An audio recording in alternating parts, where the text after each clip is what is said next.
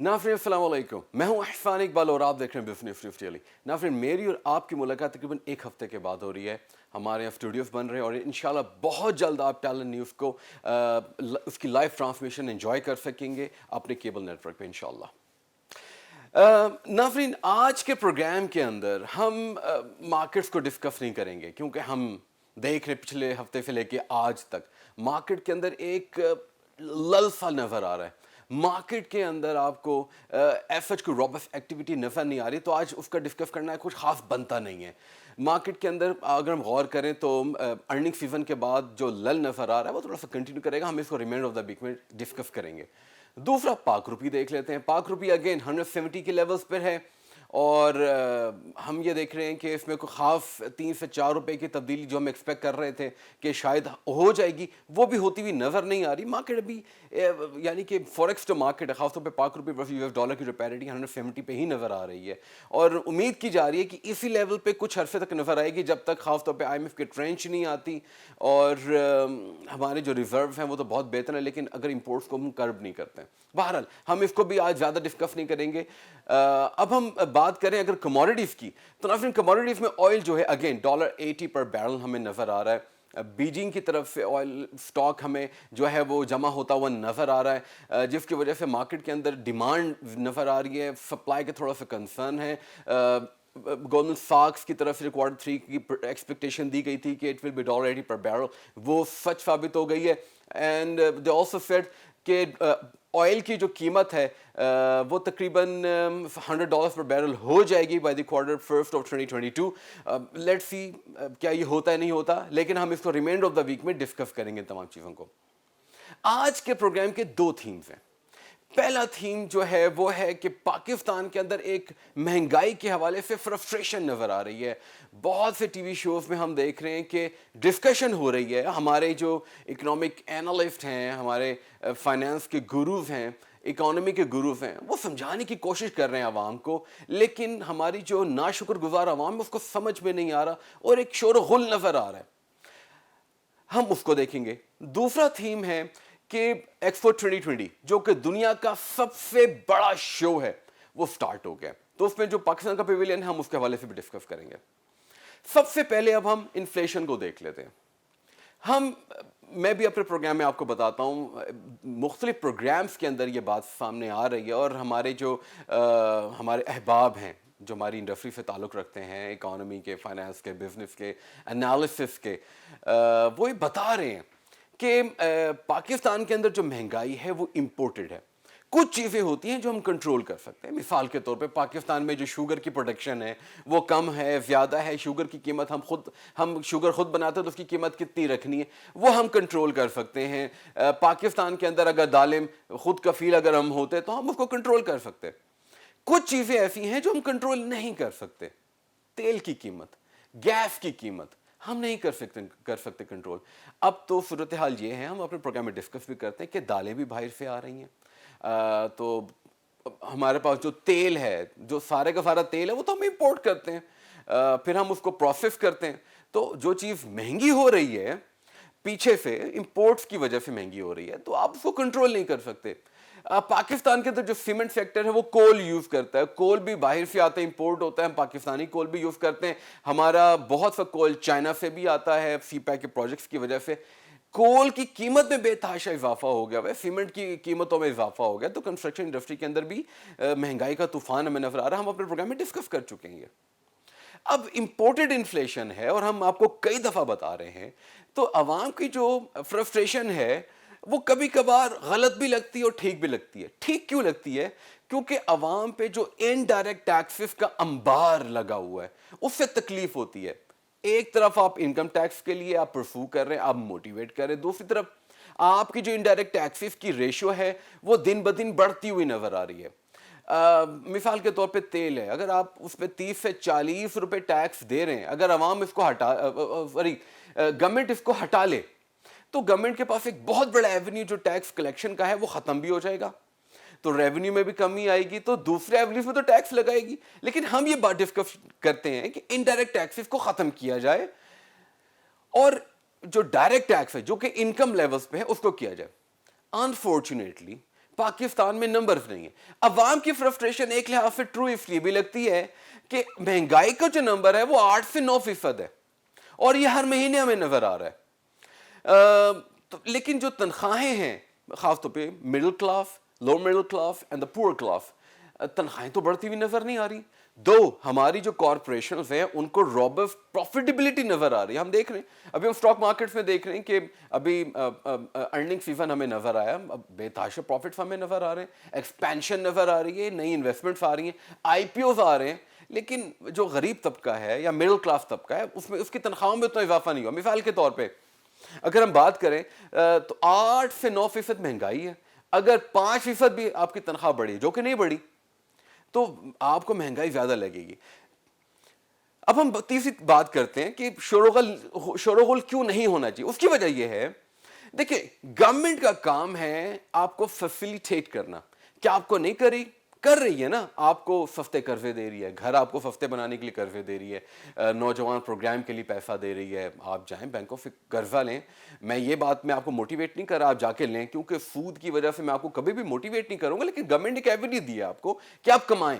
جب آپ کے پاس مہنگائی کے بارے میں شورغل کرنے کا وقت ہے تو آپ کو اپنی انکم لیولز کو بڑھانے کا بھی وقت ہونا چاہیے. ہمارے پاس تو طریقہ نہیں ہے نا انکم لیول بڑھانے کا, ہم کیسے کمائیں. مثال کے طور پہ اب ہم دیکھ رہے ہیں کہ ہماری نوجوان نسل کے اندر جو اصل فرسٹریشن ہے وہ تو یہ ہے کہ ہم اپنا کاروبار کرنا چاہتے ہیں, پیسہ نہیں ہے, لیکن جو آئیڈیاز پریزنٹ کیے جاتے ہیں اس کے اندر کوئی انٹیگریشن نظر نہیں آتی, کوہیژن نظر نہیں آتی, تو آپ کو ڈسٹارٹڈ نظر آ رہی ہے. ایک عجیب سی فرسٹریشن ہے. لیکن مہنگائی کے بارے میں جو فرسٹریشن ہے یہ کتنا ڈسکس کریں گے, آپ کچھ چیزوں کو کنٹرول نہیں کر سکتے. تیل کی قیمت بڑھ رہی ہے انٹرنیشنلی, تو پاکستان میں بھی تو بڑھے گی نا. ہم یہ بات ٹی وی شوز میں آج کل سب سے بڑی تنقید یہ ہو رہی ہے کہ پاکستان میں تیل کی قیمت ریجنلی کم ہے لیکن پاکستان کی پر کیپٹا انکم بھی تو کم ہے نا. بھائی پر کیپٹا انکم گورنمنٹ بھی بڑھانے کے لیے کرتی ہے, دوسرا آپ بھی کوشش کرتے ہیں نا. تو آپ یہ دیکھیں کہ آپ نے کیسے امپروو کرنا ہے, آپ نے بھی اپنی زندگی کو امپروو کرنا ہے, آپ نے اپنے انکم کے ایونیوز کو بڑھانا ہے, آپ نے خود ریونیو جنریشن کو بڑھانا ہے تاکہ آپ کو یہ شوق کم سے کم فیل ہو جس طرح ریسٹ آف دا ورلڈ ہوتا ہے. بہت مہنگی کی تیل کی قیمتیں بھی ہیں, جہاں پہ تیل نکلتا ہے دنیا کا سب سے زیادہ وہاں پہ بھی تیل مہنگا ہے, لیکن وہاں پہ شورغل اس لیے نظر نہیں آتا کیونکہ وہاں پر ڈیفینیٹلی ان کے پاس انکم جو پرپورشن ہے وہ ہمارے مقابلے میں بے تحاشا زیادہ ہے. تو ایک تو گورنمنٹ کے پاس نمبر نہیں ہے. مجھے دکھ اس بات کا ہے, میں اس پروگرام کی وفاقت سے کئی دفعہ بتا چکا ہوں کہ ہم جس طرح اجناس کی سپلائی اینڈ ڈیمانڈ کو گیج نہیں کرتے, ہم یہ بھی گیج نہیں کرتے پاکستان میں کتنی تنخواہیں بڑھیں, کتنے فیصد تنخواہیں بڑھیں, پاکستان میں ان امپلائمنٹ کا نمبر کیا ہے, امپلائمنٹ کتنی ہو گئی. جس طرح ہم یو ایس کے جابس نمبرز کو دیکھتے ہیں, ہر ہفتے دیکھتے ہیں, آپ کو نظر آتا ہے ان امپلائمنٹ کے جو الاؤنسز ہوتے ہیں وہ نظر آتے ہیں, تو آپ کو ایک ہی چیز کا پتہ لگتا ہے. آپ کو جب پاکستان کے پاس اسٹیٹس ہی نہیں ہے تو پھر آپ وہ کیسے ہوگا, یعنی کہ ministry of finance, ministry of commerce ہے, منسٹری آف مین پاور ہے, ان کے پاس تو نمبر ہی نہیں ہے. تو کیسے عوام کے بارے میں پروجیکشنز کر سکتے ہیں, ایکسپیکٹیشنز کر سکتے ہیں, کس طریقے کے ساتھ 100% ٹرو مینر کے میں مدد کر سکتے ہیں. نمبرز نہیں ہے ہمارے پاس انفارچونیٹلی.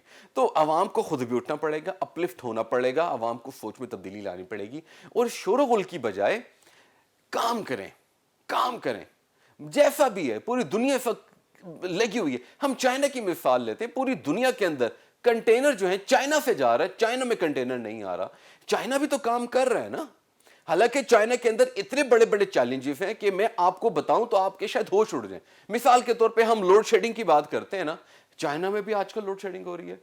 وہاں پہ انرجی کی قیمت اتنی بڑھ گئی ہے کہ وہ دوسرا ماحول کی وجہ سے اپنے جو کوئلے سے جو بجلی بناتے تھے وہ بند کر رہے ہیں. تو انرجی کا کرائسس ہے. آپ سوچ سکتے ہیں کہ چائنا میں انرجی کا کرائسس, جی ہاں ہمارے ہاں تو چیخیں نکل جاتی ہیں, لیکن چائنا میں آپ کو چیخیں اس لیے نظر نہیں آ رہی, دے انڈرسٹینڈ, ان کی عوام سمجھتی ہے. آپ کو میں یہ بھی بتا دوں کہ اگر پاکستان میں ایک صنعت بند ہو جائے, ایک کارخانہ بند ہو جائے تو پاکستان میں شور و غل ہوتا ہے. چائنا کے اندر تو ہفتے میں کچھ دن کام کرنے کی اجازت اب دے دی گئی ہے. انرجی کا کرائسس ہے, شاک ہے. ان کا جی ڈی پی جو گروتھ ہے, جو گورنمنٹ اسٹاکس کی میں بات کروں, ایکسپیکٹیشن 8.2 سے کم کر کے 7.8 کر دی گئی ہے. کوئی شور و غل نظر نہیں آ رہا آپ کو. مارکیٹ آپ کو نظر آ رہی ہے.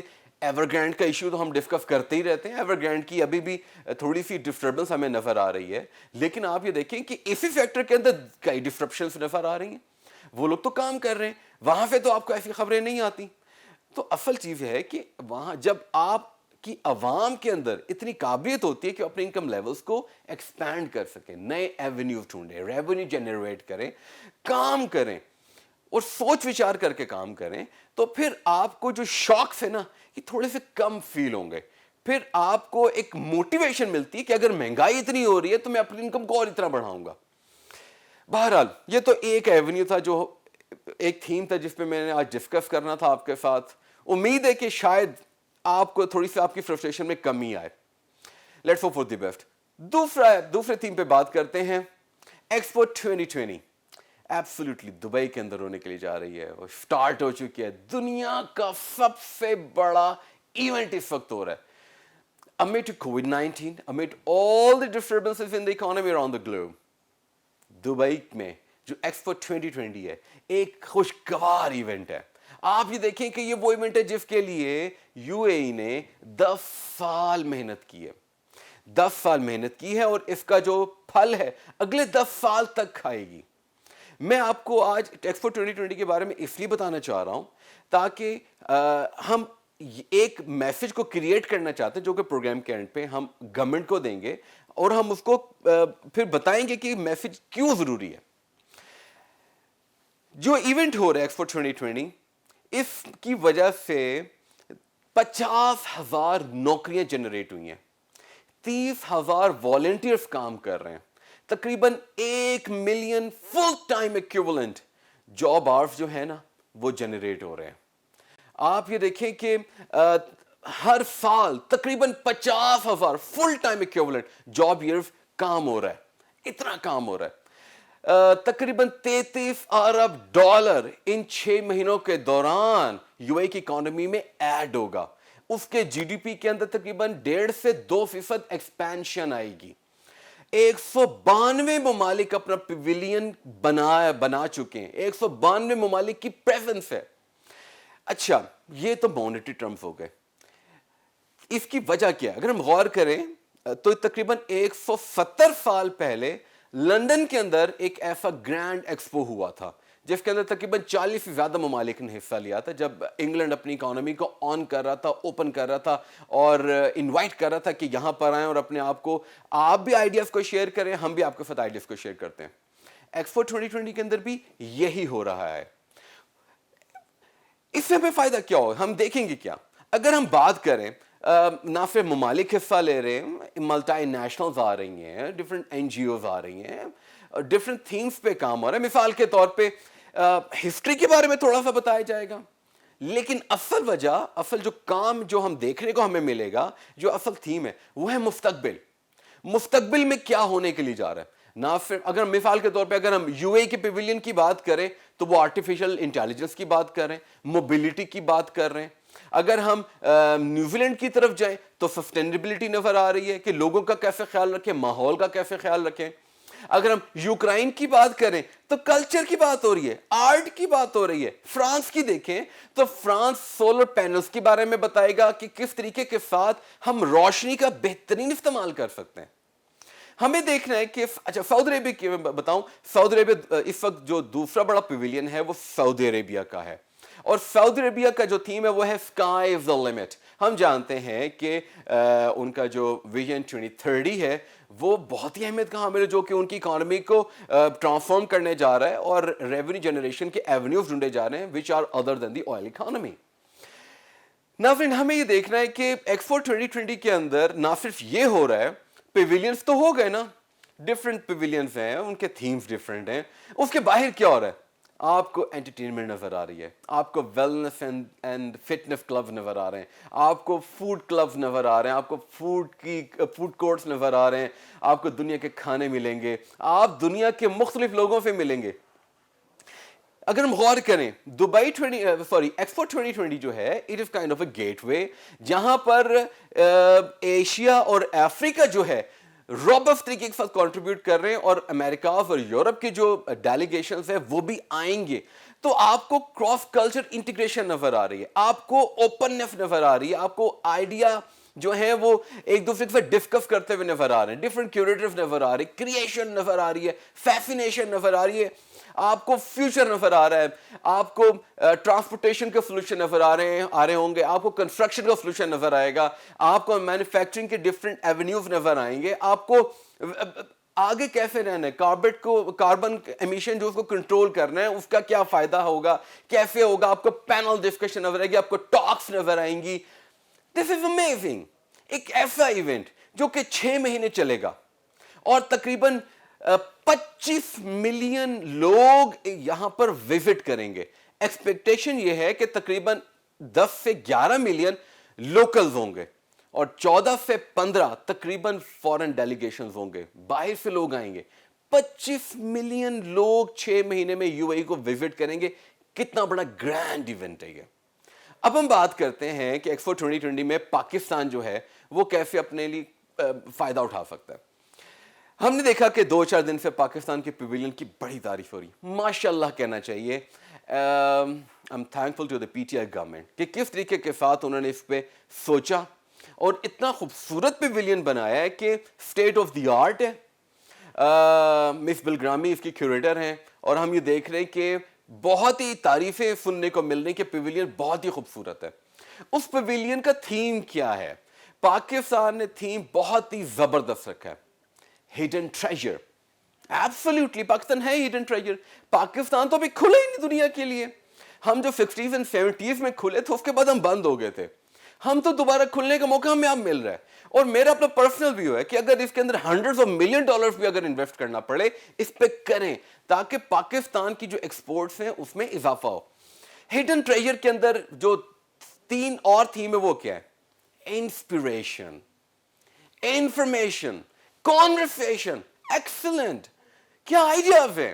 यानी कि देखिए साथ ही ढाबा बना हुआ है, खाने पीने होंगे, कितनी चीजें पड़ी होंगी, लोग आके एंजॉय करेंगे, बातें होंगी, साथ ही आपको पाकिस्तान का कल्चर नजर आ रहा है डाइवर्सिफाइड।